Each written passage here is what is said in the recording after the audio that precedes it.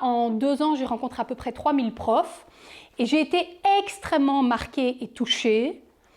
Je vous avoue que moi j'avais un peu cette croyance, je suis un peu une machine de guerre, une stakhanoviste qui bosse tout le temps, et donc je me disais, oui mais les profs ils écoutent peut-être un peu trop, etc. Et en rencontrant les profs, ça a complètement bousculé cette croyance-là. En fait, ceux qui sont à genoux, c'est les profs les plus investis. Et donc c'est ça qui est dangereux, c'est qu'on est dans un système aujourd'hui où on est en train de dégoûter les enseignants qui sont vraiment à leur place, quoi. Qui sont investis pour les gamins, qui aiment leur métier. Ceux qui en ont rien à foutre, ils en ont rien à foutre, donc quelque part ils passent au-dessus.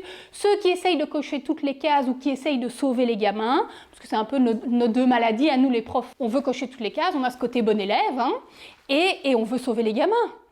Et donc, comme on veut sauver les gamins et qu'on est bon élève, on veut cocher toutes les cases. Et donc, je me suis rendu compte, et moi, ça a été vraiment une grosse claque, c'est pour ça que je fais cette intro, même si les stratégies d'apprentissage, je peux vous en parler pendant 10 jours, c'est que c'est important que vous preniez soin de vous, parce que moi, ce que je me suis rendu compte ces 2 dernières années, c'est que les profs qui partent en burn-out, les profs qui sont à genoux et épuisés pour le moment, c'est en fait les profs qui sont vraiment à leur place, quoi. Et donc, c'est ça qui est dangereux dans notre système, et il faut être vigilant, et donc, ces profs-là, il faut qu'ils prennent de la hauteur et qu'ils prennent soin d'eux pour continuer à faire ce boulot, parce que les gamins ont besoin d'eux, mais il ne faut pas qu'ils s'abîment.